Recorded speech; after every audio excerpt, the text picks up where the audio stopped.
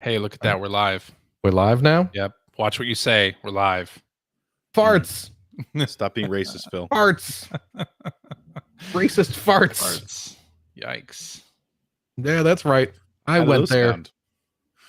What? How do those sound? Yeah, how do those sound? Just like the normal ones, but they Yeah, stink twice as much. Oh, there we go. Political commentary. Keep your Fighting politics political. out of my games. Smelly political commentary. Mm-hmm. We were driving. I know you can put this on the pre-show, the preamble. You just reminded me we were driving to the grocery store today, my son and I, and we came up behind a car with the personalized license plate "not woke." And it's like he had something. It was like a bumper sticker, but it was really wordy, and it was like on the trunk lid on the car. So it's like I can't really tell what that says because there's just a lot going on, right? Right. And like you couldn't read it while you were driving. It wasn't big enough. Mm. So anyway, we ended up at a stoplight behind him, and I got close enough to read it, and it said, "Yeah, I know. License and registration. Only gay cops give me tickets." What? I know, right? I was like, I didn't even know what to think of that. I was like, what? Is this guy expecting like a cop to pull him over for speeding and then like, oh crap, if I give him a ticket, yeah, he's totally gonna think, I better let him go. I guess so. Wow, it's weird. That's very. I was gonna say that guy's probably had that personalized license plate for like 15 years. He's just an insomniac. Do you know they're actually again to continue on this? There's a guy around here. I think it's been 15 years or so. Actually, he's been fighting this. His last name is Grab Her. Oh no. Yeah. And he had a personalized license plate, which is his last name. Right. So you're driving up behind his car, and it just says "Grab Her" on the license plate. And the province, I don't even know her. Like, yeah, the province finally said like that's inappropriate, and won't let him have his personalized license plate anymore. Even though it's his last name. Right. So he every now and then he pops up in the news because he's been fighting this for over a decade, I think. Like he's just not giving up on it. I mean, it's pretty funny. I get it. And I get it from both parties' point of view, but also the principle of it, I guess. But yeah, it might be time to let go. Is the personalized license plate that worth it? No. To this guy. I mean, no. Just get a bumper sticker that says, yeah. my name's Grabber. I think all bumper stickers should start with yeah. Absolutely. Yeah. I went to the mystery spot in California. Yeah, I get it. Yeah. I climbed Mount Washington. Yeah. No, like I was a stupid bumper sticker. Yeah. I ate the whole thing. My kid's an honor student. I know. I think we got to put together some stickers after the show. Yeah. All right. Hello. Yeah. Welcome to episode of 879. We just CJ can put a new one on his car every week. Yeah. It'd be like that thick after like 10 years. Just hanging off the back of the car. That's right. Hello and welcome to episode number 879 of the Player One Podcast for Tuesday, September 26th, 2023. I'm your host, Chris Johnston. With me, as always, from Canada is Mr. Greg Seward. Yellow. How's it going, sir? Not bad. Welcome to COVID House. Are you feeling better? Are you all better? Are you back there? Are you I feel tested fine. Negative now, or no? I won't test negative for a while. Really? Yeah, you can test positive for up to like 30 days after you've I guess it. Yeah. Well, yeah, I guess that's true. So you're still testing positive? Is that what you're saying? Or I haven't tested at all, to be honest. You haven't retested? No. I spoke to we have a non-emergency medical line that you can call. And because I didn't know what the protocol was anymore, because the last time my family and I had COVID was like 2-week isolation thing still, right? Or 10 days or whatever it was. So, when my oldest tested positive, and so I kept everybody home that day. But then it's like, I don't really know what to do now. Like, do they go back to school next week? Like, what happens? I mean, I work from home, so it's not really that big a deal for the office for me. And so I called this line to say, like, what is the protocol? And it was really heartening to hear back, oh, there is none anymore. There is no protocol. So I was like, okay. And no, apparently sense? now, apparently. So it was a nurse that I was speaking to, and she said, like, now really, if you don't have symptoms, then feel free to go about your life. And she also said, like, I think what they're saying now is that you're only contagious for 48 hours after you've got symptoms or some things like that. Anyway, so yeah, and then I literally used our last test on her, and so we actually managed to get some more. And I said, I've got some more now, so should I test everyone? And she's like, don't bother, just assume that you all have it. And she said, like, there's no point in testing anymore because, again, you could test positive for up to 3 weeks after you have it anyway. Doesn't mean you're contagious. Doesn't mean you still have it, but you still test positive. So, so I don't have to pee on that stick. So that's good. That's not how you do that. Oh, what? Are you trying to find out if you're pregnant? Well, no, I didn't. What? Is that what you're worried about? No, I'm not worried about that. Trust me. I see. Anyway, yeah. Okay. So, but yeah, I'm feeling fine. A little bit of a cough still, but okay. Well, that's good. Good to have you back on the show. Yeah, I know. All right, and joining me from the great state of Washington is Mr. Phil Theobald. Hello. Hello. How's it going? How are you? Oh, I'm just ducky. Just dandy? Well, no, just ducky. Ducky. Okay. Yes. What's the difference between ducky and dandy? Well, spelling. Yeah. You said you're just ducky, so what does that mean? It means I enjoy eating bread at the park. Who doesn't? Right? There are all kinds of wonderful places to eat bread. You bet there are. True. To wash down that bread today, you'll be excited to hear I have a new novelty Coca-Cola beverage. But is it formulated by AI? Because I only want to hear a taste test if it's been formulated I wish I still had COVID. AI. This is the limited edition Y3000 Coca-Cola Zero Sugar. Wait, what's a Y3000? Y3000. They're jumping the gun a little bit, aren't they? Huh? They're jumping the gun a little bit. Like Y2K was only 24 years ago. Well, I think they're kind of like 975 years ahead of their. There's a Futurama tie-in. There's no way the sell-by date on that thing is after 3000. And as CJ suggested, this one is indeed co-created with artificial intelligence. Yeah, like all good beverages, they need to be formulated with AI. Yeah. That's a thing? I think it just means there are extra fingers floating around in here. No, they consulted ChatGPT, and the label was made by AI as well. And according to this, it is Midjourney. Futuristic flavored. Oh, so it tastes like despair? Well, it tastes like futuristic. Oh. Not the future. It tastes like the concept of futuristic. Why did they call it Doom?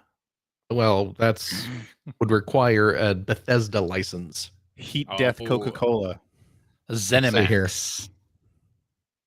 I just popped the seal. Now these flavors, these limited edition Coca-Cola Creations flavors have by and large been terrible. Yes, I imagine this one will be too. But maybe the addition of AI will.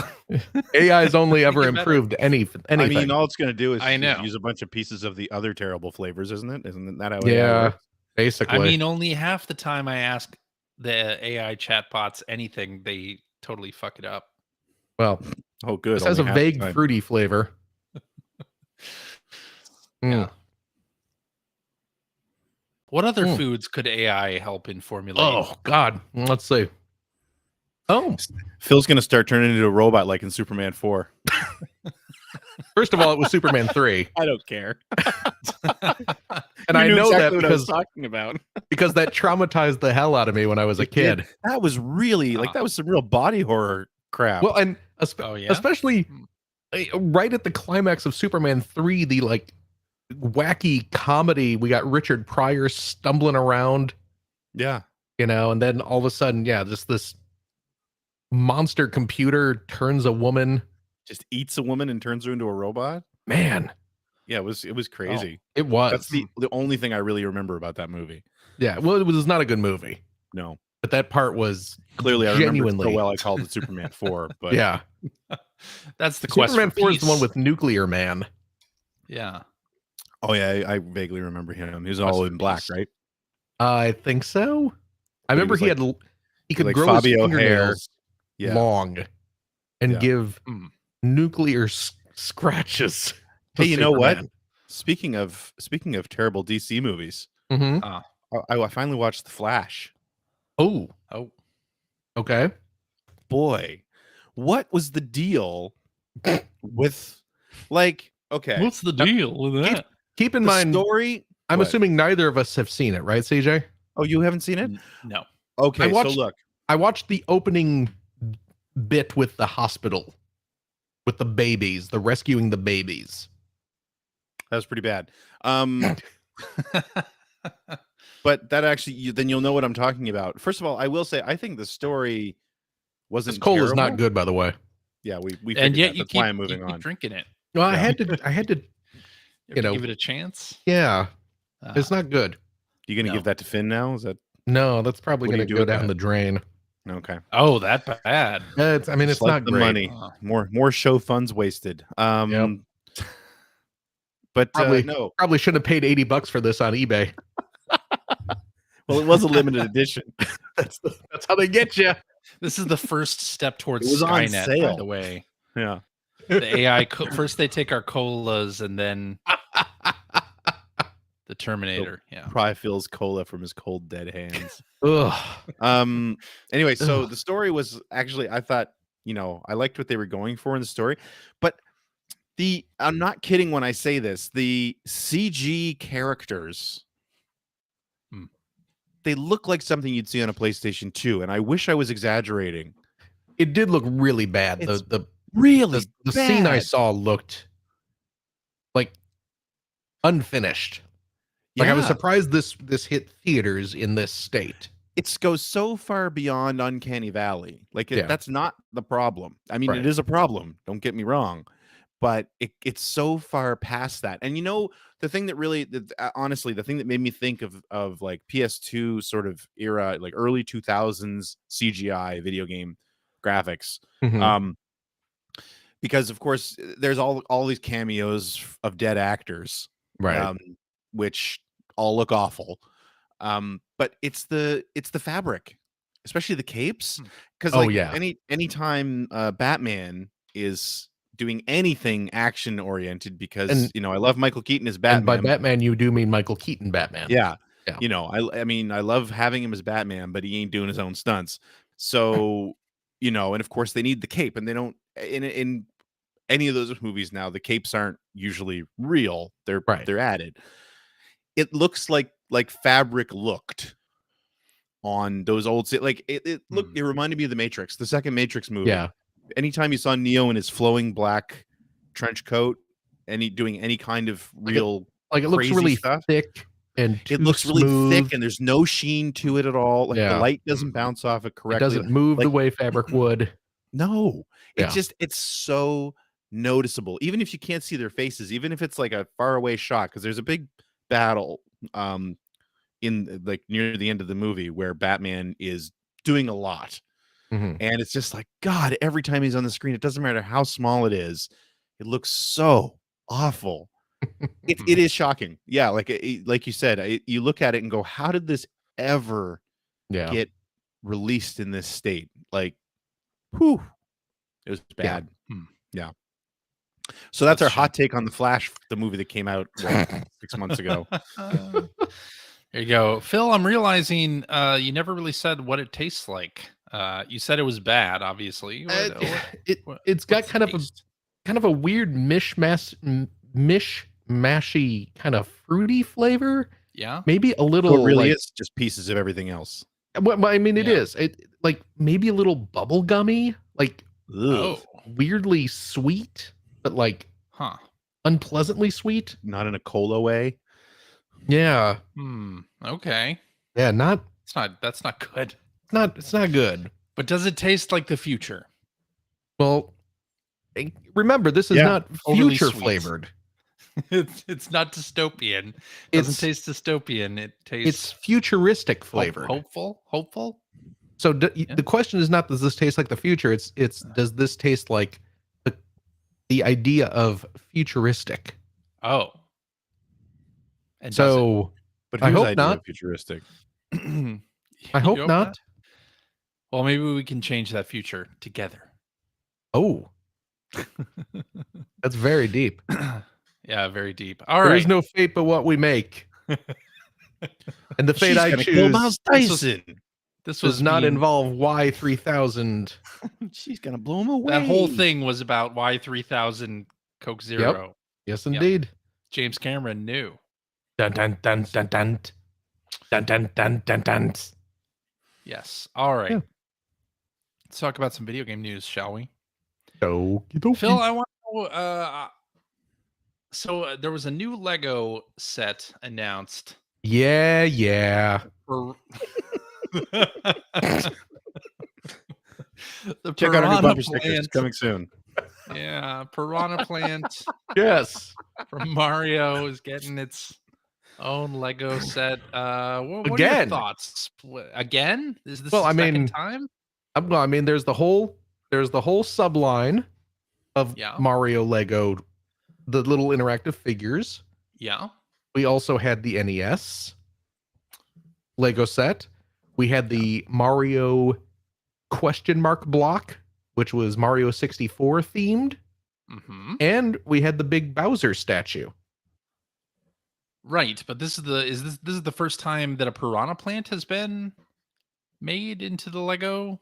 I'm pretty sure there have been Piranha Plants in the little this little sets with the toys. Oh, okay, okay. But this is this is a nice big model meant for display.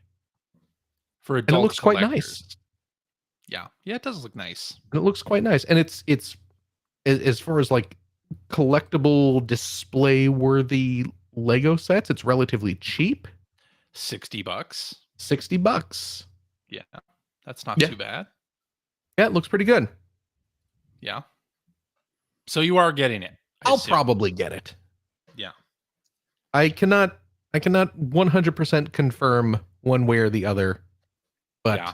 But you did you get the Bowser before? I did get the Bowser. You got the Bowser and the NES, you have that. I have the NES, of course. I have the question mark block. Nintendo Lego you haven't gotten other than I imagine you haven't collected all of the Super Mario play sets or No. I picked up a couple of those just out of curiosity and then realized that those are not made for me. So I stopped buying those. But as far as the kind of like, adult oriented display pieces, yes, I have gotten all of those. I really want them to do another console set because the 2600 was awesome. It was, right? The NES was awesome. And it was. Come on, it's Genesis' turn. Let's do it. We do need a Genesis. Yeah. And they obviously have a good relationship with Sega. Right, exactly. They have a good relationship with Sega. Let's do this thing. Yeah. Yeah. They could do a Lego Dreamcast. No. Genesis. No? Yeah, it'll be okay. They need a Genesis. If they do one, it'll be a Genesis, obviously. Yeah. So I see. Well, Nintendo has announced another game coming to the Nintendo Switch Online service. It's the Plus Expansion Pass version of that. We're getting GBA, Kirby, and the Amazing Mirror. That's good. This week. It's a good game. Yeah, I don't think I ever played much of this one. Oh, really? I'm not sure. I don't really recall, but it does have a bit of a multiplayer focus, at least in part, and you can, of course, through NSO play multiplayer games. So you can like link up with friends over the internet or locally to play Kirby and the Amazing Mirror. Excellent. Yeah. When are they going to release Four Swords Adventures? Right? Well, that would be nice, wouldn't it? Yeah. An online version of that could be really fun. Just saying. Alrighty. Valve has there have been some rumors about some new Valve hardware. I don't know if you've seen some of, I think they were like patent applications, or there was some code. Somebody dove into the code of a Steam VR update that happened recently. And there's apparently a lot of things in there pointing towards a new device from Valve for VR. So who knows? Maybe that'll be like a standalone VR thing. That's been rumored for a long time coming from Valve. But this week they have said that they don't expect to launch a Steam Deck 2 in the next couple of years. What do we think about that? No new Steam Deck hardware for the next couple of years. I mean, how long has the Steam Deck been out? The Steam Deck came out. No, it's only a year and a half, I think. What? No, it isn't. It's almost 2 years. It'll be 2 years in February. Okay. 2024. So it came out in 22. Okay. I mean, that's always been the danger of doing something like that, right? Something like a Steam Deck. Like, it's not like the Switch where you're in this sort of closed environment that only play Nintendo games and only play what they put on there, and you build to the spec. Yeah. Right. I mean, PC stuff, they're going to build to whatever they want. So, but I mean, I think it makes sense for them to make sure this thing lasts and stays supported for as long as possible. They're not cheap. They are not cheap. You don't want them being obsolete. That's correct. Too fast. So yeah, I think that's probably good to not have them be viewed as obsolete too quick. And you probably want to wait until like the next real leap in terms of battery life and processing. You can probably wait a little while for that. We do have a lot of Steam Deck competitors now, but a lot of those are running sort of x86. They're running Windows. They're not running Proton, Linux like the Steam Deck is. So, and I haven't used any of those devices, so I don't know for sure, but I doubt the experience is as smooth and console like as the deck is. But yeah, I mean, I think eventually we'll see a Steam Deck 2. Oh yeah, and that'll be awesome. But yeah, for now, I don't think we necessarily need one. This first round is quite good. I think developers. I still see a lot of games come out that have the little yellow mark or the not supported mark because either they don't support controllers or whatever. So I think from the support angle, we can get a lot better on that before we see a Steam Deck 2. Yeah, but I mean, that's the danger of it too, right? Because the longer the Steam Deck's out there, the more obsolete it gets. Like, you're going to get to the point where they're not supporting it because the thing just can't run the games. Well, that's true. That's true. But it is a toss-up between graphics fidelity and battery life anyway now. I don't know. Have you toyed around much with the performance indicators on your Steam Deck? Nah. Greg? You're not really playing any like super graphically intensive games on it either? Not really. No. Yeah. Same here. I generally don't because the battery life really suffers. And you can get a good balance usually by tweaking some of the performance toggles, but yeah. All right. Well, should we talk about this Xbox leak a little bit? Oh, have you followed the Xbox leak at all? I saw that there was one, but yeah, I went and read the highlights. The highlights, yeah. Yeah. To me, It seemed like maybe last week was a slow news week, but it seemed like people were putting a lot more importance on this leak than when you look at what actually leaked. That it doesn't really like Yeah. it's not anything particularly groundbreaking or like, oh my gosh, I can't believe we learned this out of that. It's like, Yeah, the wait, thing you're gonna make a new Xbox Series X and S in 2028? Like, oh, okay, like eventually, yeah, we have to have new hardware. And oh, there's a mid-gen refresh too. you mean Amazing. like last generation? Who would have guessed? Yeah, exactly. Yeah, I mean, I don't know. I agree with you. There was nothing in there that was really earth shattering. I mean, it was interesting to see a couple things get confirmed. Yeah. I guess from the standpoint of we've been a lot of people have been saying for a long time that we figure Microsoft is going to go um, uh, service based and digital only, and clearly not that it confirmed, not that any of these leaks really confirmed they're absolutely going to do that, but clearly that's what they've been thinking. They're kicking it around. Yeah. Although I would Well, be the mid-gen shocked, refresh of the Series X did not have a disk drive, I right? think I was would the be thing they sort shocked of if referenced. you saw similar emails from Sony that you wouldn't read something very close to that too.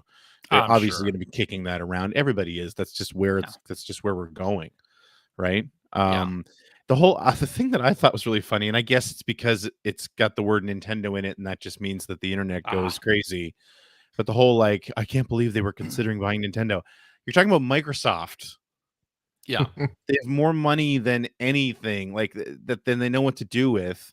Absolutely, they would be if you're there. They obviously are in the business of acquiring studios. Why do you think they wouldn't be looking at a studio like Nintendo? That doesn't mean it was ever going to Yeah. be a real.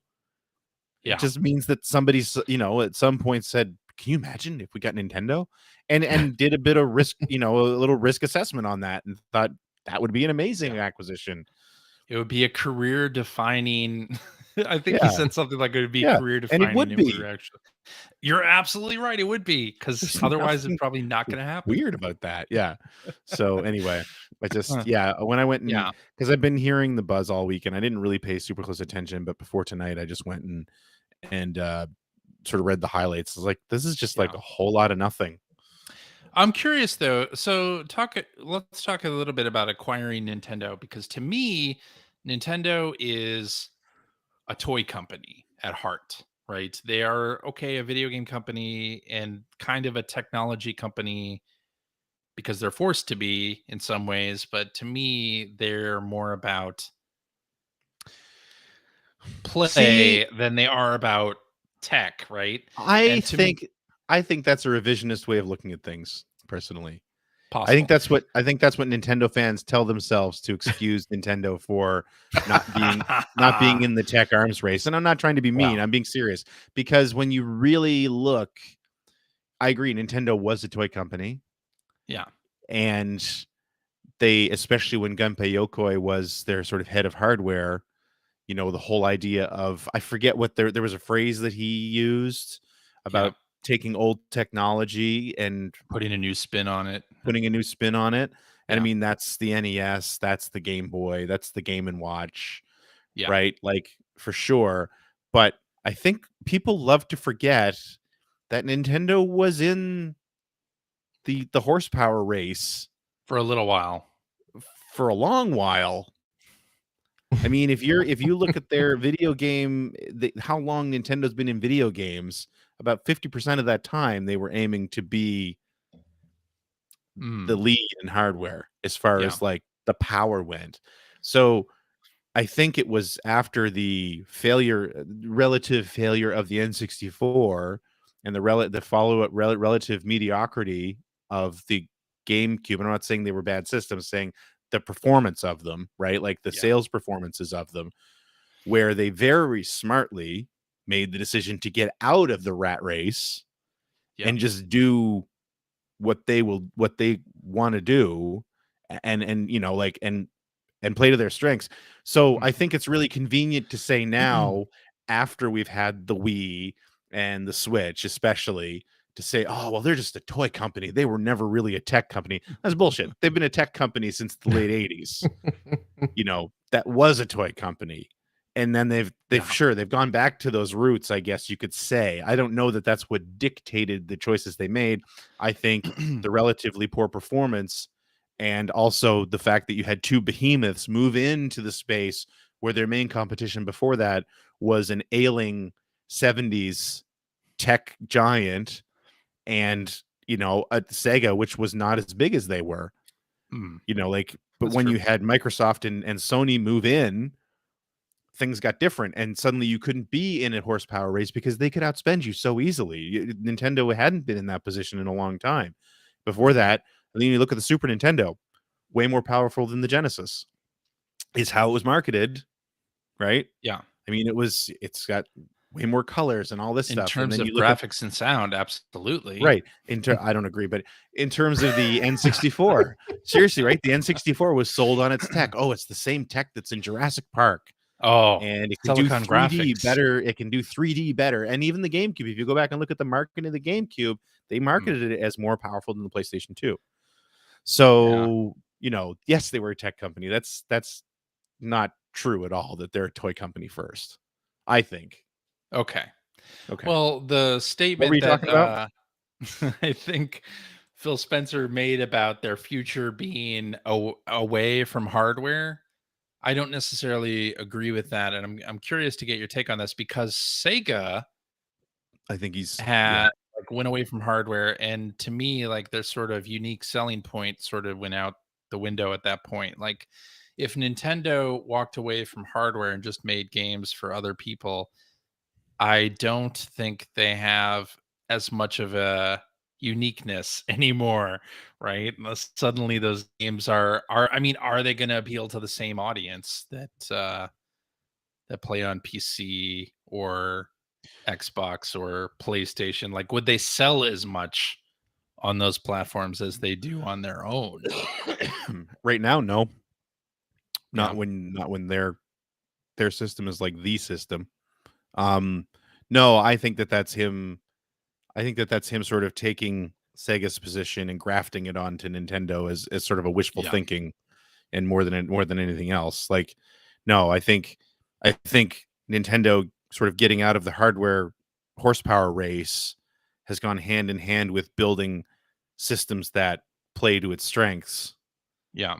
Not that they couldn't make the games they make on other consoles. I think they could, and they would be just fine. I don't think that they'd suffer in any way, but I mean, I don't see them needing to be out of hardware anytime soon. They're also not. Me neither. They've never been in the position that Sega was in when they got out of hardware. Sega didn't get out of hardware because being in hardware didn't make sense for them. They got out because they were broke. That's right. Yeah. Well, if the Switch hadn't been a success, maybe Nintendo would be in that position. Sure. Yeah. But yeah. Anyway. And then the other thing I want to bring up from the Xbox leak is that sort of competitive analysis email where they were listing off titles and attaching a dollar amount, like how much do you think this would cost us to get in Game Pass?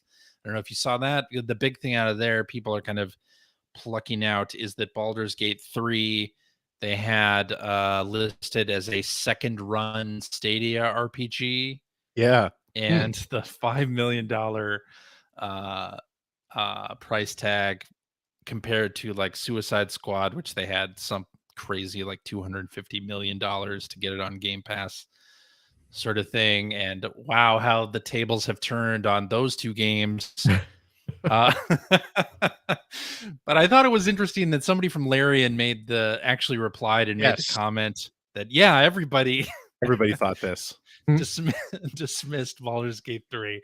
It's like, yeah, exactly. Before like the spring of 2023, or maybe even a little after that, maybe even into summer, nobody would have thought Baldur's Gate 3 was going to be as big as it ended up being. And to say second run Stadia RPG, I don't think is unfair, particularly because for a while there it was a Stadia exclusive. And when you look at the other Stadia exclusives, they haven't really fared well on other platforms. So why would you expect this incredibly niche RPG to do any different? And I mean, with the with the Suicide Squad thing, how I don't remember the relative positioning of the game versus the second movie. Yeah. I mean, the second movie Well, was a and I big think hit. this email might have been sent before, well, obviously before all the trailers came out and everybody started hating on the game in general. Right. No, well, I Right. mean, clearly it would, but I'm just saying, like, when you're talking about valuation of a product that doesn't exist, especially if it's a licensed product. Well, if the Yeah. license is hot, of course you're going to value that high. Of Yes, course in you are. hindsight, everyone looks stupid because the game wasn't very good and it didn't do well. But it's Well, the like, game's not even out. well, you know what I'm saying, right? But either way, Right. like it's like Right. the trailers started coming out, I guess is what you could say then, and it Yeah. doesn't look good, or it's not Yeah. looking like what people want. But I mean, you're trying to predict based on that current market, and I mean, Suicide Squad was pretty hot for a Yeah. brief moment there. I mean, the Mhm. second movie was really good, and Peacemaker, the series, had a lot of really positive buzz when that was happening too. So, of course, Yeah. you'd value that highly. Yeah. Yeah, but I don't know if I would put too much weight in that phrase second run. People were sort of saying, "Oh, that No. means second rate." It's like, Mm. well, People wanted to mean kind what they wanted of, to mean. but Yeah. yeah, and in a sort of competitive analysis sheet like that one, I think it looks fair to me. Like it doesn't like these are the sorts of things that you would see on sheets like that. So anyway, and then I also want to let's talk about Evil Dead for a second here because somebody asked on Twitter. Let me read the tweet. Let me bring it up. Tweedledee, Stop. tweedledee, tweet, Nope. tweet, You're wrong. early tweets. All right. Hacker alias Hoity asked, why does every asymmetrical multiplayer game that Super Pack likes always end like this? Yeah, Oh. Evil Because he Dead likes the stuff announcing that's not successful. Evil Dead announcing that they're not continuing development of new content for Evil Dead the game. Yeah, and I think part of it is, well, okay, in Friday the 13th case, there was a lawsuit that prevented them from doing it, right? There were legal pitfalls that prevented them from continuing support. And actually, technically, like development support and like bug fixing doesn't end until like the end of this year on Friday the 13th. Hmm. But yeah, I attribute that to movie license entirely and having to pay additional money to continue to develop things based on a movie license, right? That's just hard to justify when you're doing a licensed game. So I mean, I totally understand. Like it has been over a year at this point. The game has I think it's out on PS Plus, right? Wasn't it given away a couple of times? Pretty I sure. think it But might have been, yes. yeah, it sort of had its moment to take over the sort of spotlight from Dead by Daylight, which good luck to anybody who thinks they're going to do that. And hey, I had a good time with the game. It can be over. I'm fine. I'm fine with that. Mm. But yeah, so they're not pursuing development of new content for it. They put out a lot of good content for it. I'm not disappointed at all in it. This kind of thing happens with multiplayer games. We're living in a different age of video games Crappy age. where multiplayer games like this can stop active development. So it's disappointing, but I've moved on to Texas Chainsaw Massacre. So, when is that going to get? I have a better feeling about Texas Chainsaw Massacre, if only because Gun Media, that's like their only title. They're very dedicated to that. They know the license well. They know where their boundaries are with that license. And yeah, we'll see. Hopefully it won't. Hopefully it'll be longer than a year for that game, but who knows? The CJ's just bouncing around from horror movie to horror movie. Yep. I am. What's the next horror movie that's going to have an asymmetrical? Harlot. Isn't there a Killer Clowns game coming out? Oh shit! Yeah, Killer Clowns from Outer Space. So which when now Ilphonic is involved in the development of that one, so that could be fun. Yeah, when too.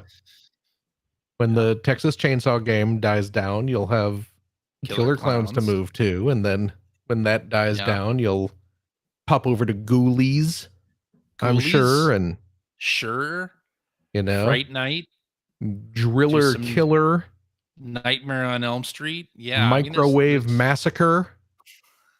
That'll be a good one. We're gonna get the cover of that one. Scarred me as a child. Of Microwave Massacre. Microwave Massacre, yeah, because back in the day, like you go to the video store, you'd go past the horror section, and all the covers would just be these horrifying, absolutely, heads in a microwave, and it's like, what? Yeah, later on, I've never seen the movie. I've looked at like stills. It looks like a cheap, like you know what, cheapest bad horror movie. I've never seen it either. And I'm not into horror movies. I've never been a horror movie guy, but I'm interested. Oh, Chopping Mall, yes. Oh yeah, Chopping Mall would be a good one. Chopping Mall game. Your Killbots running around escaping from Killbots. I love Chopping Mall. That's one of my favorite horror movies. The thing that makes me want to see Microwave Massacre is that the star. Do you know who the star of that movie is?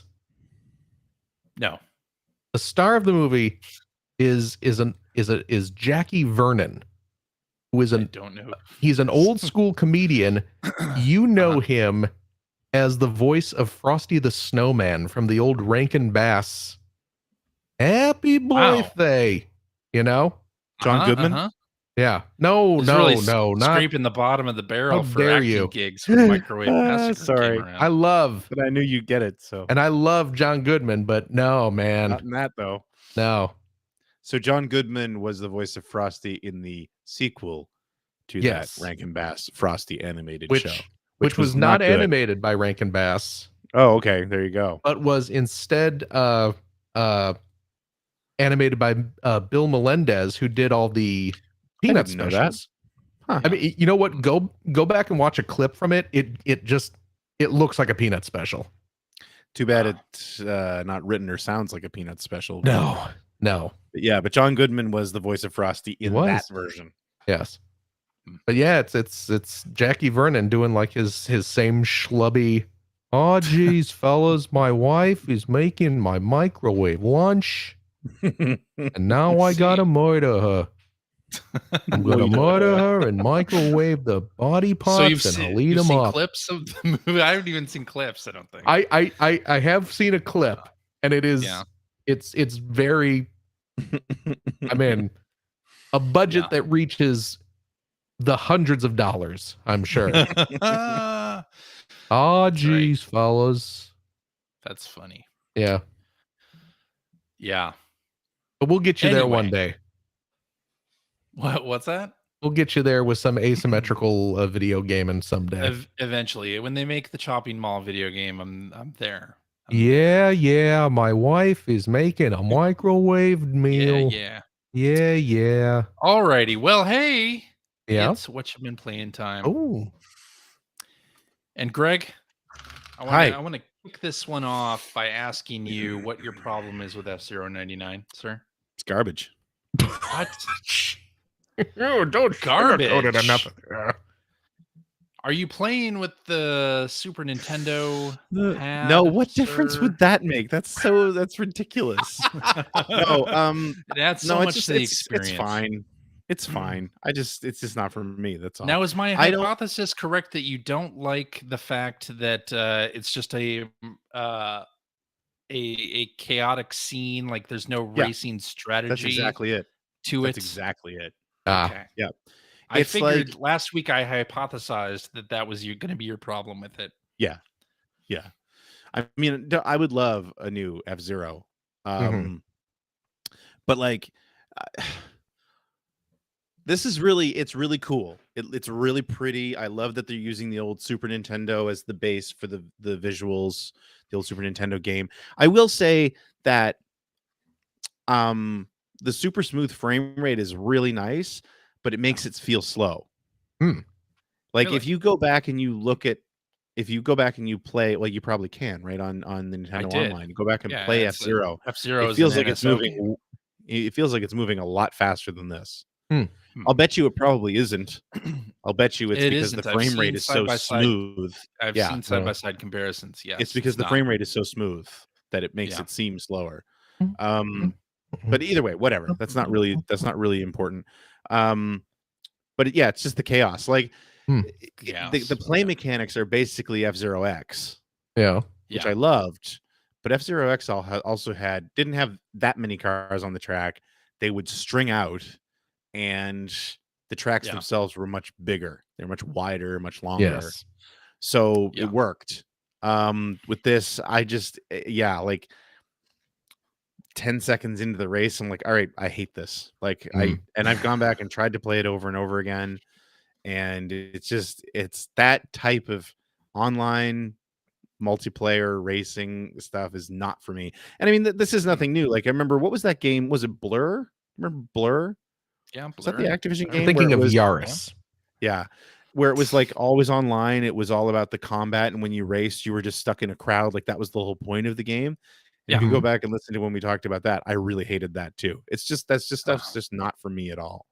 So you want your racing lines to be nice and even and not be boxed in by cars. You don't need a player like me running you off the road.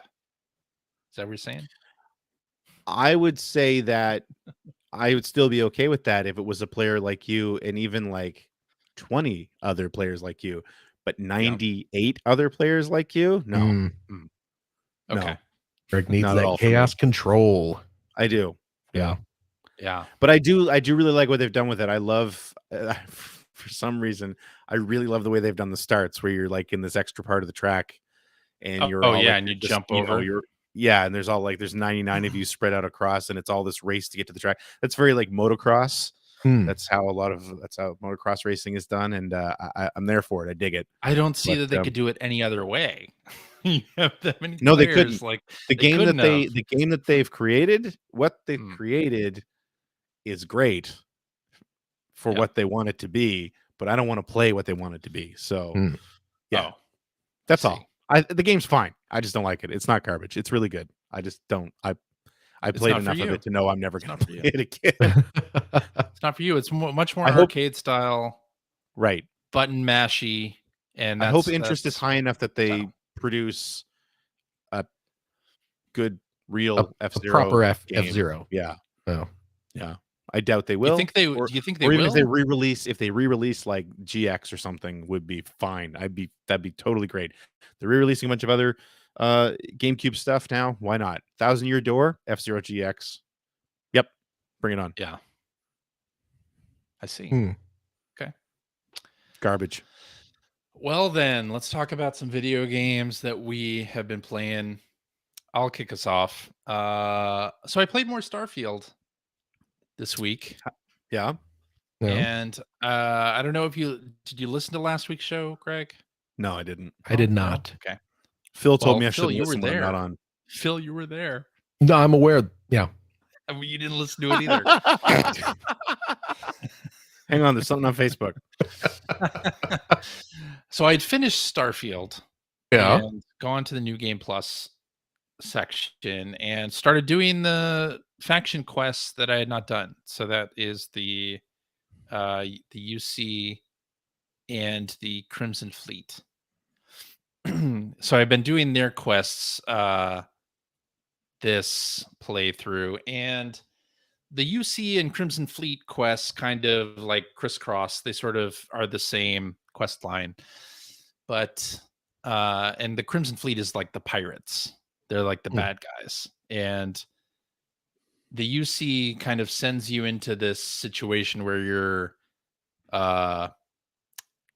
you're like spying on the Crimson Fleet. You're supposed to be like you're the UC's inside man in the Crimson Fleet, and Crimson Fleet is trying to like pilfer some kind of huge amount of riches. They're gonna do like this huge heist, and you're towards the end of the quest, like you have to get to this particular ship it's in this area that's dangerous for anybody to go into, so you have to like equip your ship with special hardware to even get in there. And so what I had to do is I had to like switch to a ship that I hadn't really used a whole lot in the game that couldn't travel very far. Okay. And at the end of the quest, you like steal the thing, and then the game says, okay, depending which side you want to please with this, you like either you jump to this system or this system. That's decide like if you're giving the money to the bad guys or the good guys. Well, I was in such a shitty ship, I couldn't jump to the good guys. Could only jump to the system with the bad guys. So I was like, well, shit. I guess now I'm the bad guy. I'll jump here, then immediately jump to the next one and turn in the credits to the good guys. Well, the game wouldn't let me do that, so I ended up on the bad side, the Crimson Fleet. I ended up giving them all the money, which I didn't initially want to do. And has a life of crime been as exhilarating as you hope it would be? Or oh, it definitely was. They gave me 144,000 credits as payout for doing it, and I was like, "Oh yes, all right, crime pays." Yeah, apparently it does, yeah. But so anyway, I have been enjoying playing more Starfield, unlocking more stuff as I've played the new game plus. And as I mentioned last week, I started playing Skyrim. By the way, I did not realize, this was pointed out to me on Twitter, I had played Skyrim before. Around the time it came out, apparently I redboxed it and played. Oh my God. And we talked about it on the show, and Mike Phillips, we had a conversation about it. And at the time I had said that it was not my type of game. It's still not my type of game. I think I'm not going to continue playing it. It's just, it doesn't, it's not as appealing to me as Starfield has been, even though it's very much a Bethesda RPG in that same way. But setting and theme, like really seem to matter more to me. So instead, I went and started playing the Outer Worlds. Oh. Which is Obsidian's space RPG. And I'd started the Outer Worlds when it came out and really enjoyed it on PC, but kind of put it down. I forget what came out. I as I am wont to do, I was going to say, I'm the game sure down. You've played Outer Worlds. I did play Outer Worlds, yes, because it is very much a game that's in my wheelhouse. The whole retro future aesthetic, I love that. And so I downloaded the Outer Worlds because it's also on Game Pass, because Obsidian is now a Microsoft studio. So although I believe they had the Game Pass deal before Outer Worlds came out. So I started playing it again on Game Pass, and man, I'm really enjoying it. This is like all the stuff from Starfield that I enjoyed, but in one game, and I don't have to. It's more about traversal on planets, and that kind of thing isn't just an afterthought like it is in Starfield, or like it seems to be in Starfield. And I really enjoy the writing in the Outer Worlds way more than Starfield. Like starting to compare and contrast the two games, it's like Starfield just feels like a very sanitized, obvious sort of space story, where like even the main quest, the I love it when CJ loves games. No one picks apart games better than CJ when he likes a game. The main members of Constellation, like when you break it down, are their stories at all interesting? No. Is anything they say at all interesting? No. Like to me, podcast. Like comparing and contrasting Outer Worlds, which in the first hour has way better writing than anything in Starfield's like 40 hours that I played, 40 plus hours. I started enjoying the Outer Worlds way more than Starfield. And I think I might actually play this one to the end on Xbox. Now, the benefit also is, since the Outer Worlds came out in 2019, they've done 2 DLC packages for the Outer Worlds. So I can get even more out of this, like after I'm done with the game. And I've heard the Outer Worlds is sort of a shorter experience. So that'll be fun to play the 2 DLC packs. And then also the Outer Worlds 2 is probably not too far away, since they've had a few trailers now for that. So I'm very excited about that. Starfield has gotten me in the mood for more space RPGs, more spacefaring RPGs, and especially excited about what's to come from Obsidian. So, yeah. That's pretty much all I've been playing. I've been bouncing from Starfield to Skyrim to the Outer Worlds. Yeah. And enjoying the hell out of the Outer Worlds. Oh, good. So, Greg. That's me. Why don't you tell us about what you've been playing that's not F-Zero 99? I'll tell you what. Mm-hmm. I finished Zelda. Oh, You congratulations. what? Yeah. What? Yeah. You finished it? I did. Yep. I finished it. I figured so wow. Okay. But do we have the pregnant lady screaming? No. CJ lost that. That was like no. What? No, I still have it. I just don't have it hooked up. And I was just doing the melon built-in reactions, not. Oh, I thought that might be Phil that was doing that, but no. That fancy black box in front of him now. Yeah. So earlier That's this only week. good for one thing, Greg. Earlier this week, because I wasn't going anywhere really while I had COVID. No. I had a chance to finish up finding the light roots. That's what I was doing in the depths in Zelda. And so I had found all of them, which had uncovered a number of shrines that I hadn't found yet on the surface. So I went back and found all of those. And then realized that I was missing 2 shrines at the end. So I'd found 150 of them. And with no guide. With no guides. Wow. So I figured that the 2 I was missing were probably in the Sky Islands, because there are a handful of them up there. Well, there's some near Hyrule Castle too. Yeah, but they have light roots. They have associated light roots. Okay. Excuse me, they all do. So even the one that's up in Hyrule, in the back of Hyrule Castle, there is an associated light root with that. So anyway, yeah, so I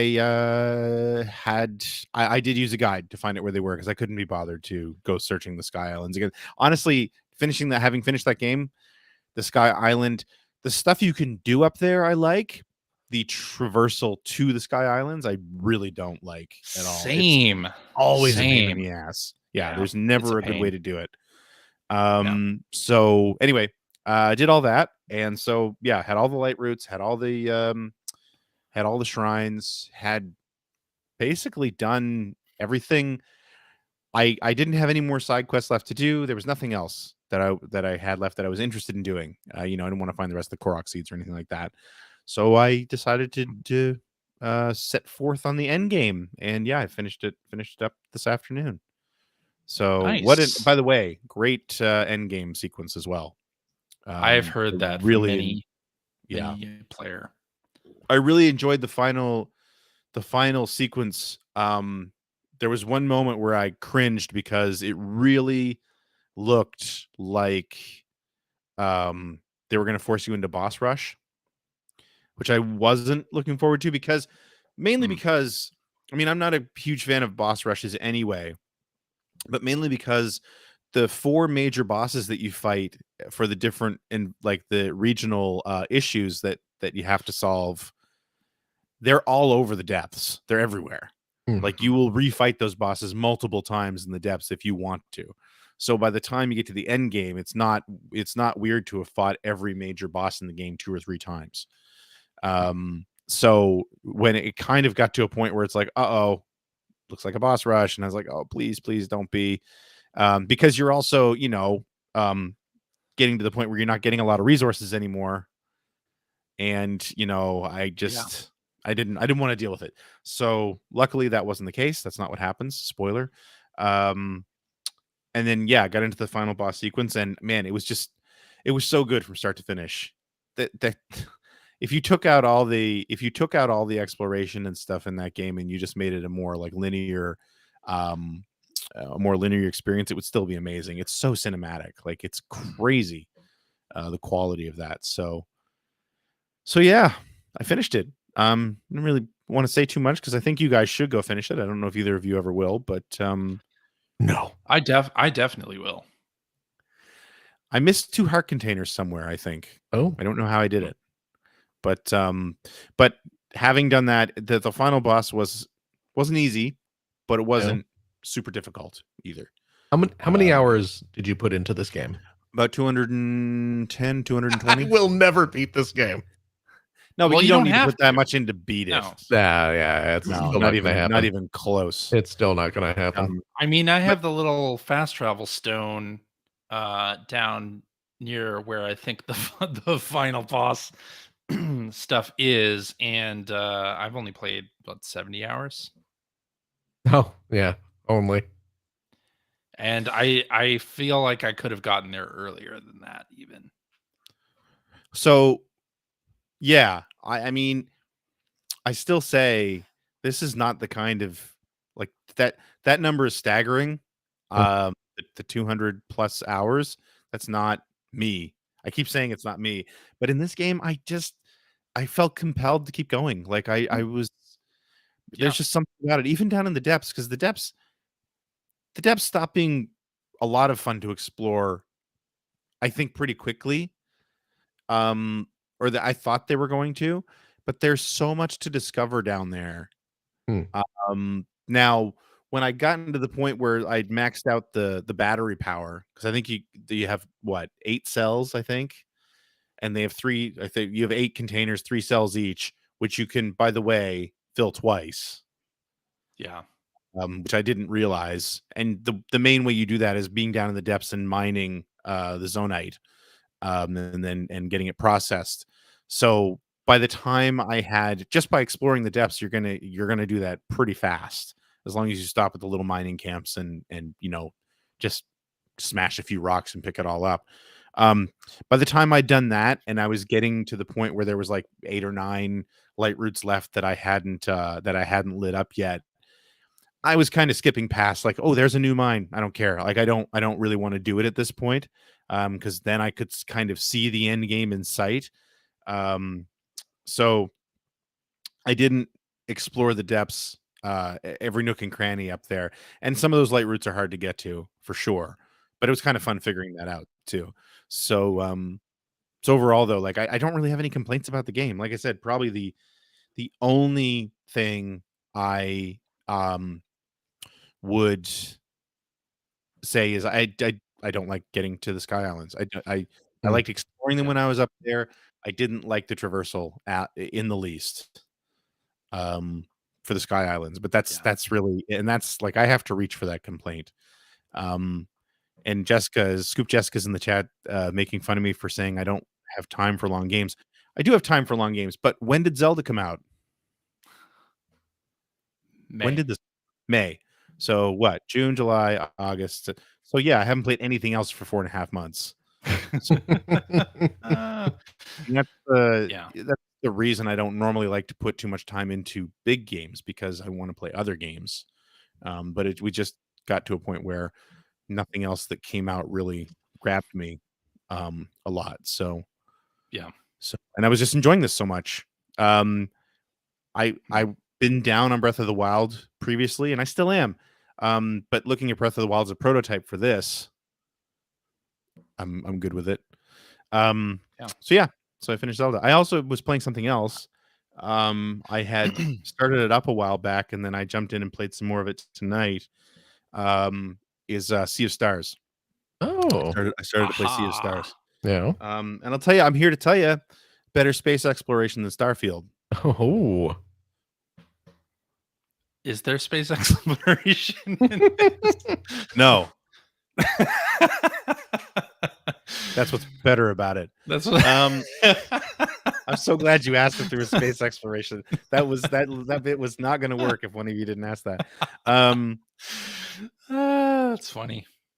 But yeah, it's I mean, everyone wants to call it Chrono Cross, I guess, or Chrono Trigger.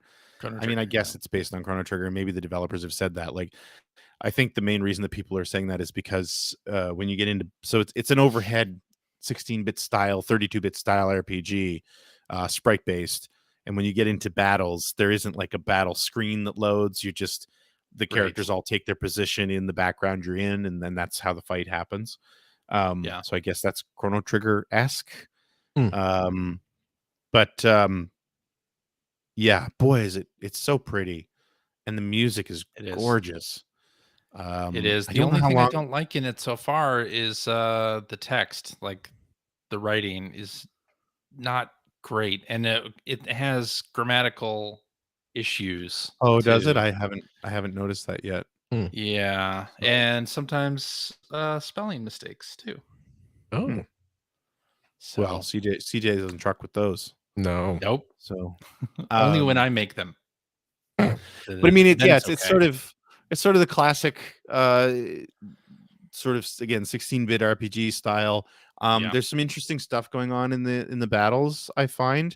When enemies are getting ready to use, I don't know if it's magic or just special attacks or what you want to call them, they'll have like a prep, these little, they almost look like thought bubbles that pop up over, and little tiles will appear in them, and whatever icon is in that tile, like, that's the attack it needs to you need to use to cancel the spell.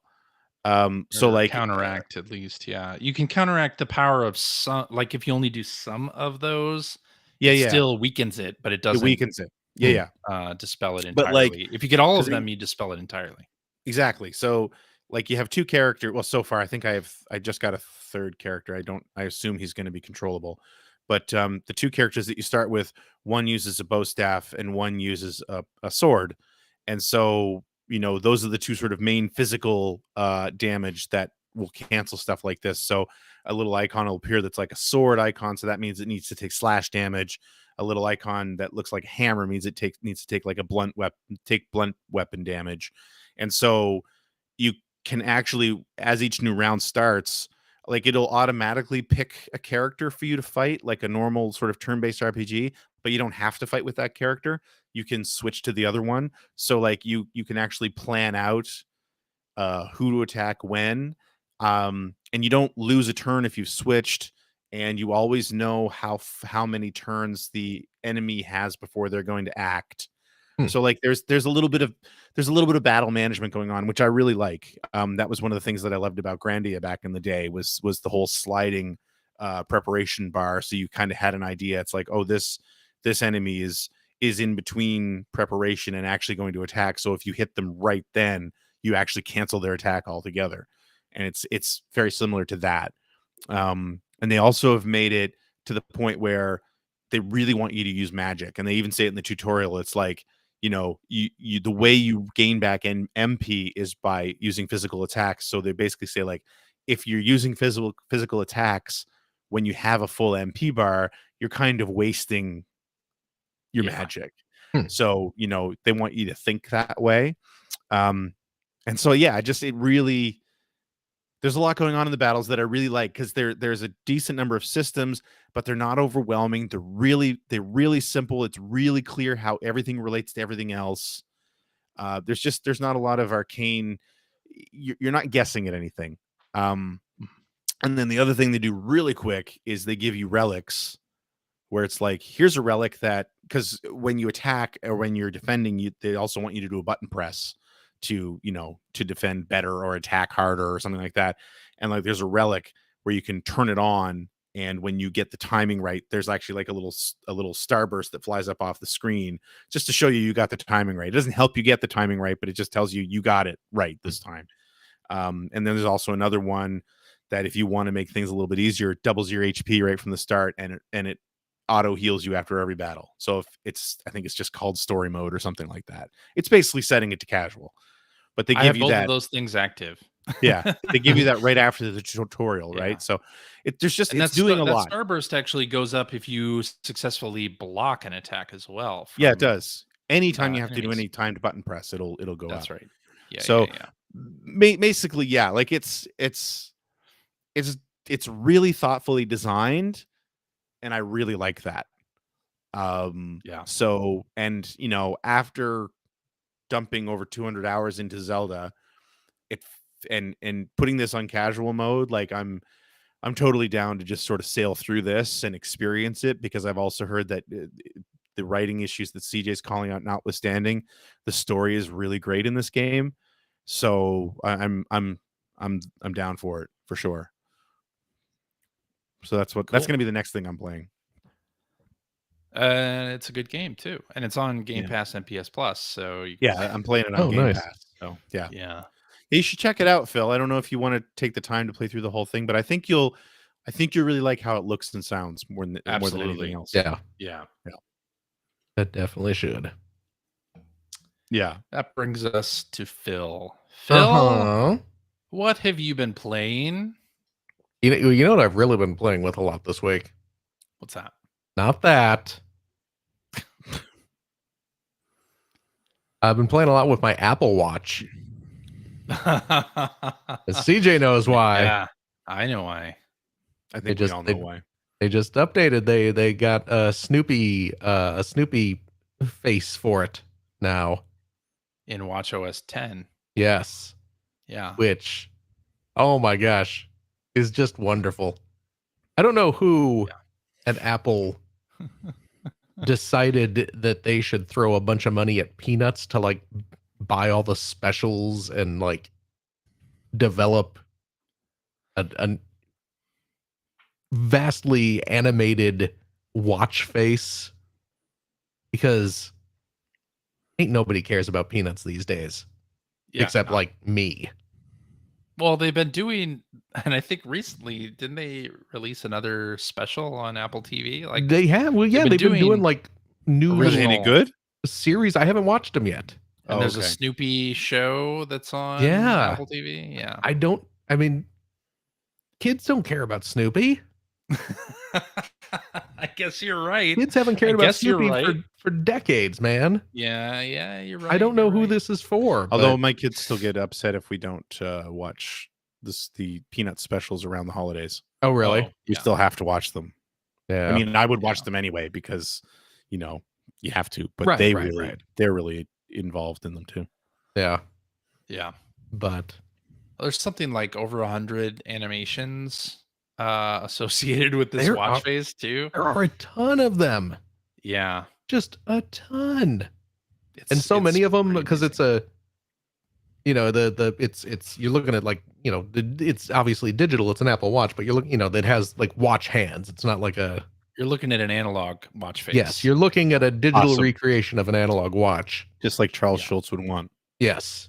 Well, just like he demanded in his will.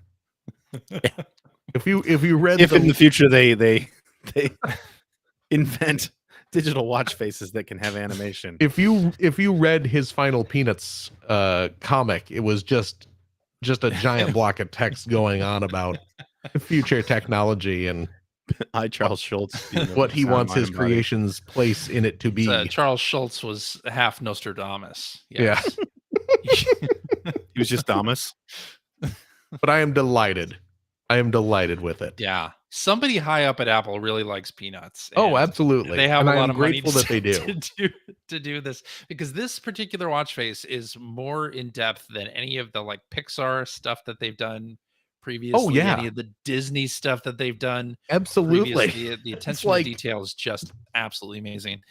And there's an article that I sent you, Phil. I don't know if I read it. Just about the amount of detail they went into. Yeah. I'll link to it in the show notes too. It's interesting. It's fascinating. Yeah. So you've been playing with watch faces, is what you're saying. I'm delighted by that. I've also been playing. Yeah. I've also been playing a bit more with this. You may remember this that I'm holding up to the camera. This is my China exclusive McDonald's Chicken McNugget Tetris game, the little LCD game I imported. to let you play the ultimate version of Tetris. The reason I busted this out again is because as great as this thing is, has somebody hacked it? Once you dip it in hot mustard, is it better? Make no mistake, it is amazing. Yeah, this can run Doom now. Can it really? No, of course. It probably isn't far away. I was waiting for that. It's a crappy little LCD game. But as beautiful as this thing is, there's no real good way to display it. And you want people to see this. Yes. Until, my friends. Oh, rose-colored gaming? Did they come to the rescue? Until now. No, it wasn't rose-colored gaming. Really? It was it's some person's website. They're called Blue Shell 3D. And they do 3D printed stuff. They make 3D printed video game accessories. I think I've seen this, yeah. There it is. Oh my God. What I am holding up to the camera for those not watching the video version of this is a giant 3D printed container of McDonald's McNugget dipping sauce. Yeah. And it's clearly mustard. What's that? It's clearly hot mustard. And it is clearly hot mustard. They sell hot mustard and barbecue varieties.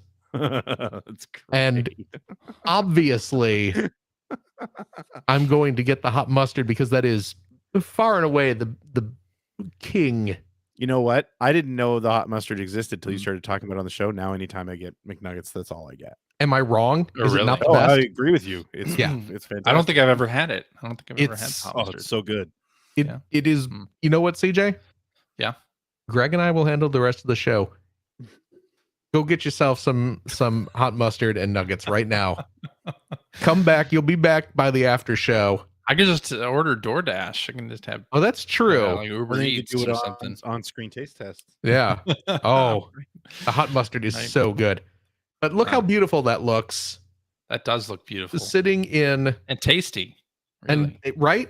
Just delicious. Yeah. The absolute best. So finally, there should be McNugget sauce display containers for every video game accessory. Get one for your original Xbox. Yeah, absolutely. Yeah. A classic Game and Watch. Like plop it in some sauce. You know, you got a NES game you want to have on display. Dip it in some sauce.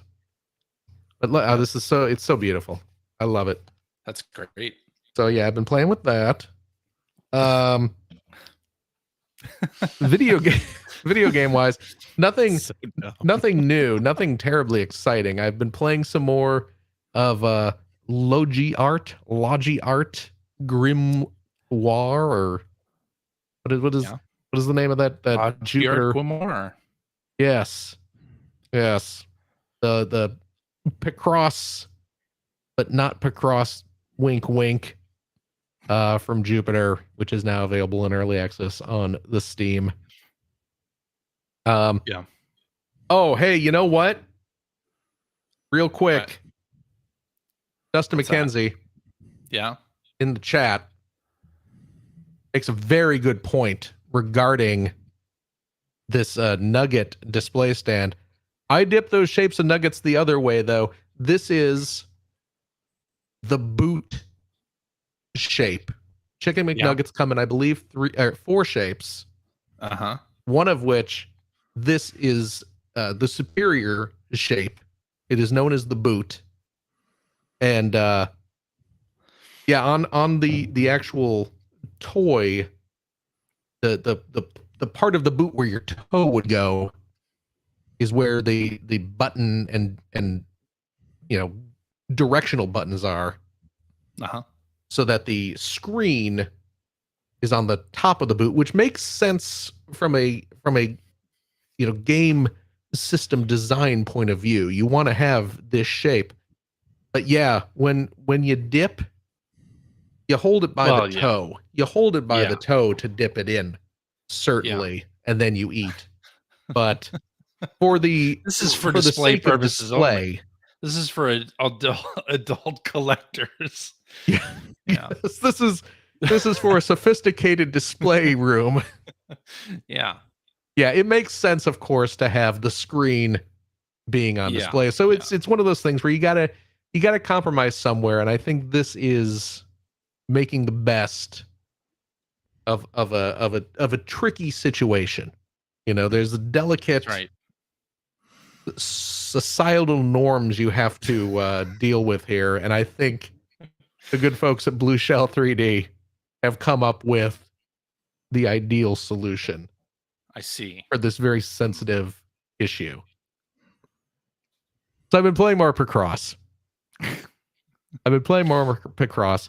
And it's great. And yeah, it's rough. It's still in early access. But again, if you like Jupiter's Picross offerings on Nintendo systems, this is a fine addition to your Steam library. Greg, you like Picross, right? Yeah, I do. Did you listen to last week's show? We already established I did not. I know I sure didn't, but I'll tell you this. One thing I heard CJ talk about on there, were you aware of this? That they're releasing all the old 3DS Picross games on Switch? Cool. Right? Yeah. I would play those again. Yeah. Basically, I'm not going to get into it, but they're going to be about $5 each. So, and there's 9 of them. 9. Yeah. So, get ready for some more classic Picross action on your Nintendo Switch. The other thing I've been playing this week is I dipped back into... You dipped? I dipped. Like your chicken nut. You dipped your nugget. Dipped your toe back in. Like my delicious... Your nugget toe. Hot mustardy toe. I dipped back into Armored Core 6 Fires of Rubicon. Because I got stuck at a part. I got stuck on a mission. And, we've discussed when I first started playing this game, it's a tricky game. It's a From Software game. Yeah. And From Software, they enjoy their difficult games. So I got stuck at one part where you're fighting a bunch of stealth mechs that are invisible, which makes it harder to hit them. Yeah. But I dove back into it. Throw some paint on them. That'll do it. Oh my gosh! Now see, reveal why aren't you running some mech army, CJ? You've clearly got it. You touche, because you certainly have it planned out. But I have not unlocked any paint weapons in this game yet. Okay. So the best I could do was some missiles. But I finally defeated it. And I got to what appears to be, well, I mean, it doesn't appear to be, it is. I mean, there was an introductory boss early on, but this is kind of the first big boss of the game. And now it's kicking my butt. So it is I'm gonna go back in and game. So yeah. Checks out.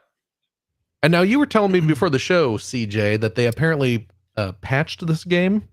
Apparently, there was a recent patch that debuffed a boss in the game. I don't know if it's the one you're describing now, or I hope it's not this boss. Is this because I made it easier? Yeah, because I'm still losing. If it was this boss, I'm still losing pretty hard. It's this hovering. This was a pretty recent patch. So were you playing this weekend? Yes. Oh, okay. Yeah. So maybe I was playing it yesterday. My goodness. It's a kind of it's a like hovering mech type thing, and it's surrounded by these big metal rings, and these metal rings open up. They have all these panels that flip open, and there's just it's like one of my Japanese animes where there's like giant missile racks, and they do that thing you see in Gundam where they launch 1,000 missiles and they're all zipping around everywhere. Yep. Macross. It's also a Macross thing. Come on. Whatever. I don't know if that's a Gundam thing or a Macross thing. Is it a gun? Macross. I don't know. I I think it's more Macross. Yeah. Is it more Macross? Yeah. Well, Greg, you should be excited by this then, because you got your. I don't play From Software games. What are they? The wave motion guns or some such nonsense? I don't know. Sure.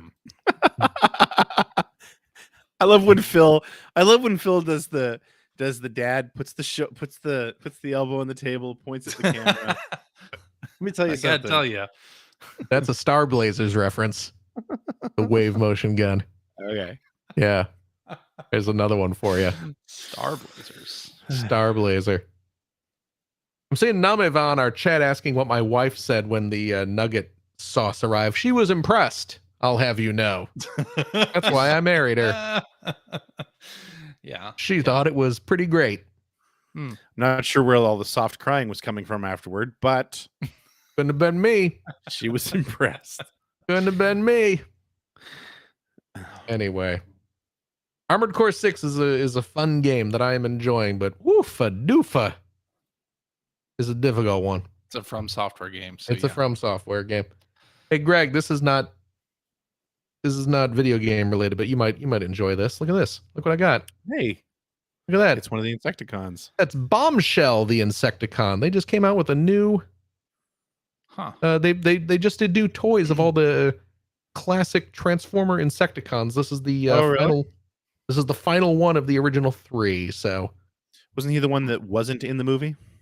He had the was he not in the movie? I thought they were all in the movie. I'm pretty sure he was the one that wasn't in the movie. They were chewing their way into Autobot City.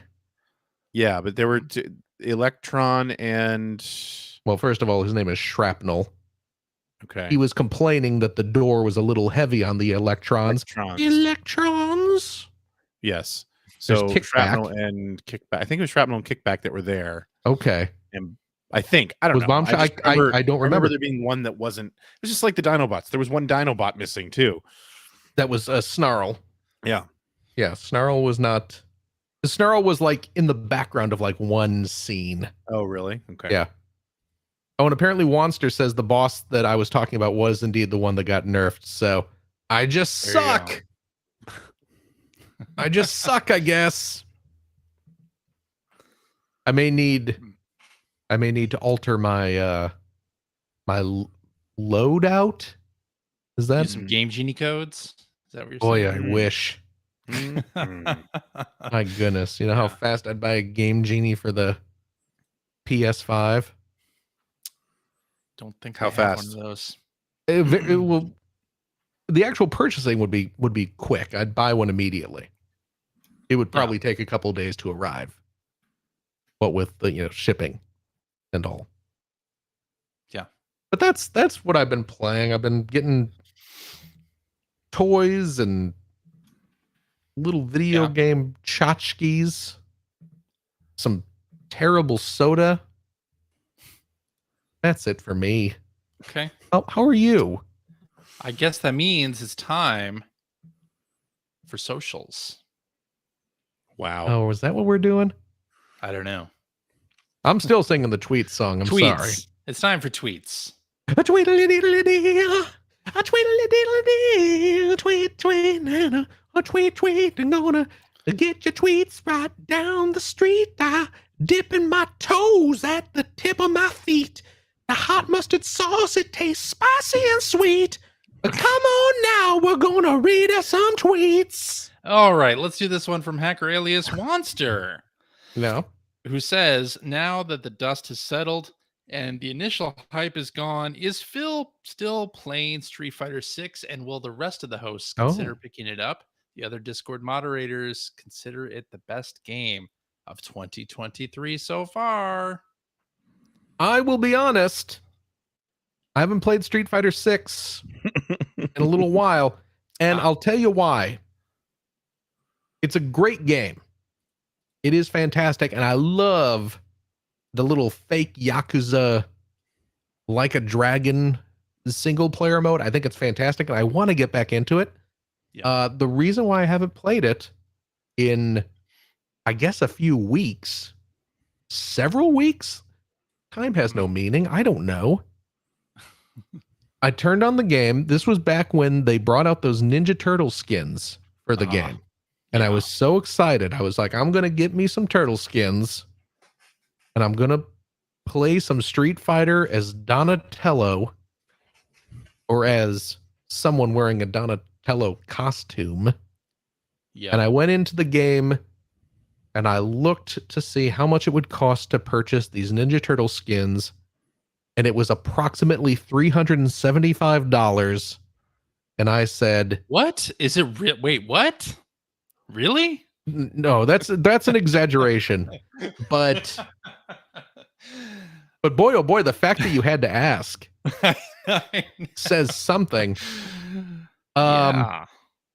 You know what though? You know what's crazy? And it was, oh gosh, like $40, like $70. Was it? Okay.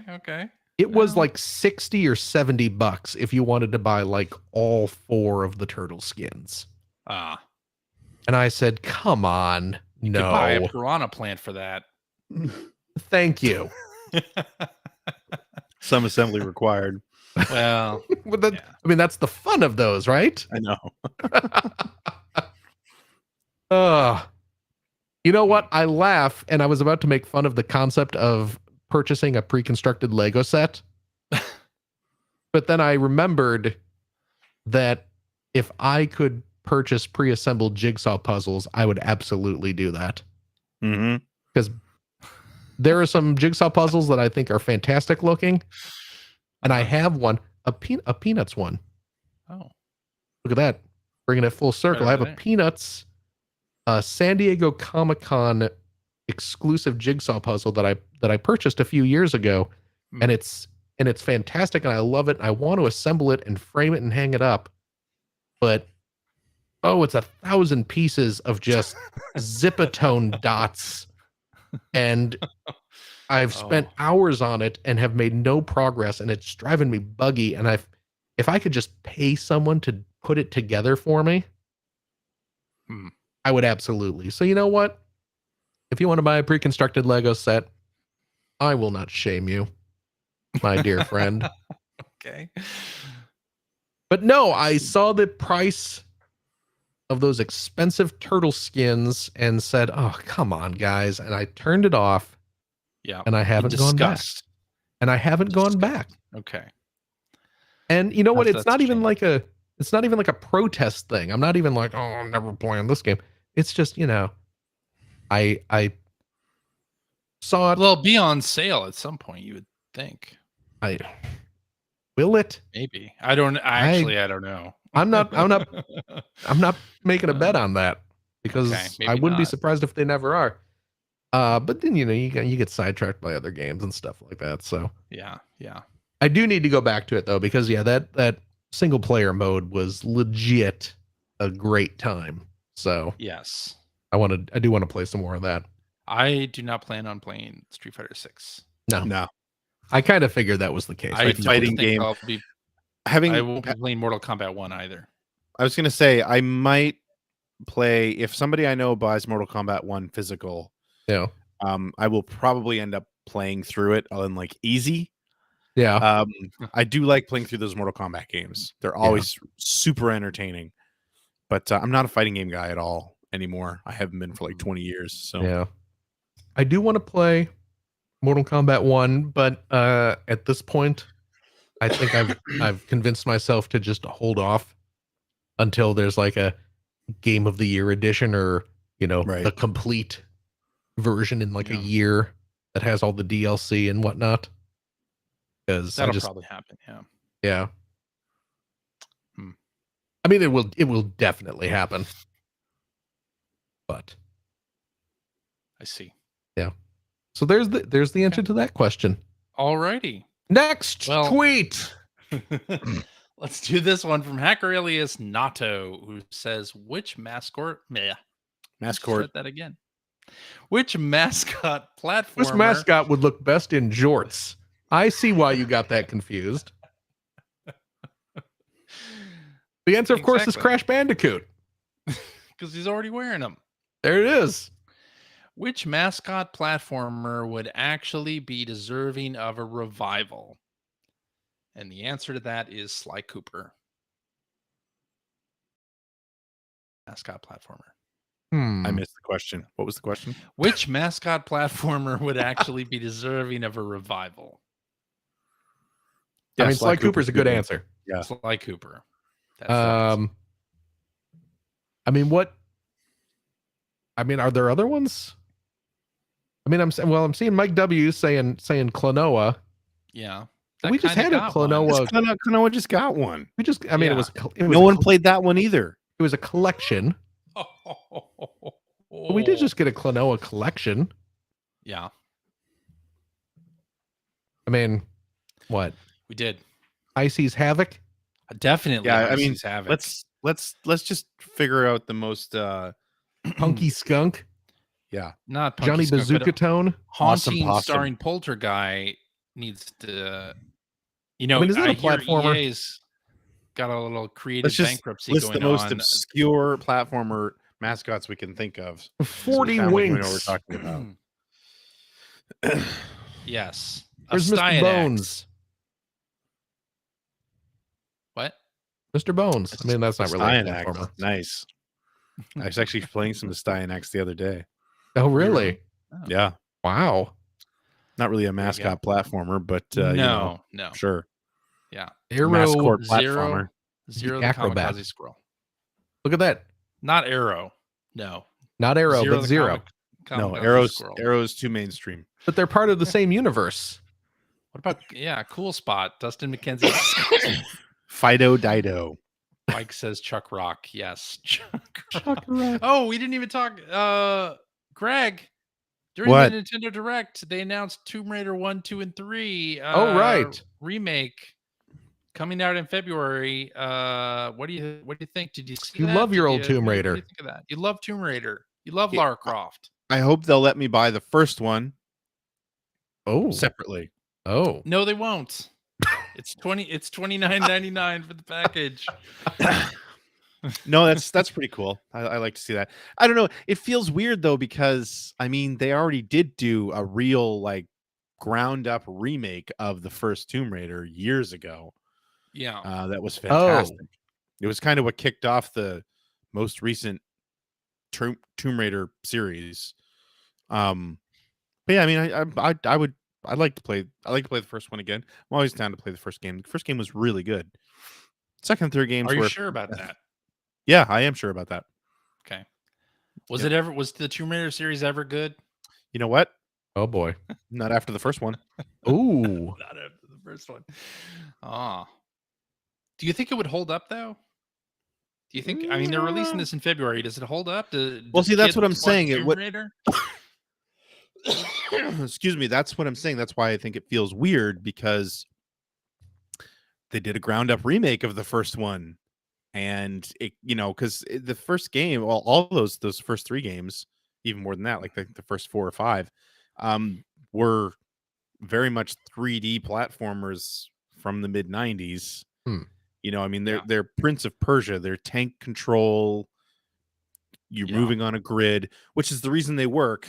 I mean, it's got very precise movement for an early platformer like that, but it feels awkward, especially now. So when they did the remake, they modernized it so that you still had pretty much all the same puzzles, all the same story beats, all the same set pieces. But it played like a contemporary game, not a game from back then, like 20 years ago or 15 years ago or whatever, right? So I don't know if modern gamers, unless they changed the controls in there, I didn't really see whether that was something they mentioned, but if they control like the old Tomb Raiders, I don't know, people might not like them too much. But the first Tomb Raider was a great game. It was very puzzle oriented, which is what I liked about it. Tomb Raider 2 and 3, if anyone decides to play through them in this package, you're going to see how it shifted over to being action oriented. And with those controls, that didn't work. In my opinion, it didn't work. And they were pumping them out every year, so the quality was going down and down and down. So the first game is still one of my favorites. I see. All right, I think that's where we should stop That's it. for tonight. Okay. Alrighty, and that is our show for this week. Thank you very much for listening. If you have a question for us or would like to comment on something that you heard, you can direct that to at P1 Podcast on nearly any social network type dealy that you might have access to. We're probably there. And if you like traditional old websites, you can go to player1podcast.com. There you'll find our contact information. You'll find blog entries about Sega CD stuff from Mr. Greg Seward. You will find Generation 16 episodes as they happen, and you'll find show notes and links to all the things that we talked about on the show, and a link to our Discord server where you can discuss this episode with us and our other listeners. If you would like to subscribe to the Player One Podcast, you can do so by visiting player1podcast.com or by loading up your favorite podcast listening app. We're also on Spotify. You can like us on Facebook. You can watch video archives of our episodes on the youtubes.com/P1 Podcast, or you can watch us live most weeks on the YouTubes, the Facebooks, the Twitch. Televisions, places like that. All correct. Yeah, just follow our social media accounts to find out when we are doing our next live show. Typically, it is 5:30 p.m. Sunday nights specific time. So join us, won't you? I'll tell you what, if you like what you've heard, and how could you, head over to patreon.com/P1 Podcast. Throw a few shekels our way. I am hooked on giant plastic versions of fast food accessories. Yeah. I need... What was that? Just me turning off my air conditioner. Oh. Getting a little too chilly up there in Canada, huh? Mm-hmm. I get it. I'm not going to spend your money on fake nugget sauce, friends. Technically, once they've supported us, it's our money. I'm not going to spend our money on fake nugget sauce because CJ won't let me. Yeah, there you go. There you go. That's what it comes down to. I was told no. I asked, and he said no. That's right. What we will spend it on, of course, is keeping our show running, live streaming every week, and all those little hidden costs of running a podcast. But I'll tell you what, dear friends, we don't take your money and give nothing in return. Why, if you are a Patreon supporter of the $5 tier, cheap, you gain special elite access to a top secret podcast stream where every week we unleash unto the world a bonus episode that we record right after this. We play games crack-wise, having fun doing all that stuff we can't do on the regular show. CJ. Yeah. Is there a game this week? There is a game, Phil. Yes, there is indeed. It is an AI art quiz. Well, I have just the soda for it. Based upon, you might want to pour that on your keyboard. Might make the guesses a little more accurate. No, this is AI art quiz based on games that we reviewed back in our magazine days. We have to guess the games and the scores that we gave them, which is going to be interesting. Wait, we got to remember the scores? Well, no, that's a secondary thing. Yeah. Oh, okay. Yeah. But you'll oh, see. My goodness. It's from our good friend Mike sent us this AI. Oh, quiz. Right. Well, I'm very excited about this. Yes. Me too. My goodness. I you know what? I bet. I mean, we have evidence of this episode where you had no recollection of having played Skyrim. That's right. Yeah. So I am sure no recollection. It may have definite impression on me. Yeah. back in the day. Yeah. There will definitely be games on here that, I mean, we probably did review them, but we will have no memory of having played them. Potentially. Yeah. Undoubtedly. Yeah. So please Just join us wait. for that, friends. And I'll tell you what, if you have a couple bucks left over, head over to patreon.com/Greg Sewart to help support Greg's outstanding, and it is outstanding, web series about North America's favorite runner-up, the Sega Genesis. Thank you, Phil. And if you are a patron of the $5 variety, That is also very cheap. hi, Satan. Hey, what's up? Haven't seen you in a while. Haven't talked. Well, you know, you'll be seeing me soon. Oh, don't say that. Oh, what? I'm gonna be up in Canada. Figured I'd stop by. How you been? Feeling better? I am. Thank you. Oh, good. It You're right. I pleases didn't. me. You're right. I didn't need that soul anyway, and I do feel better now. So Right? yeah. You're welcome. Yeah. Anyway, you get access to the weekly.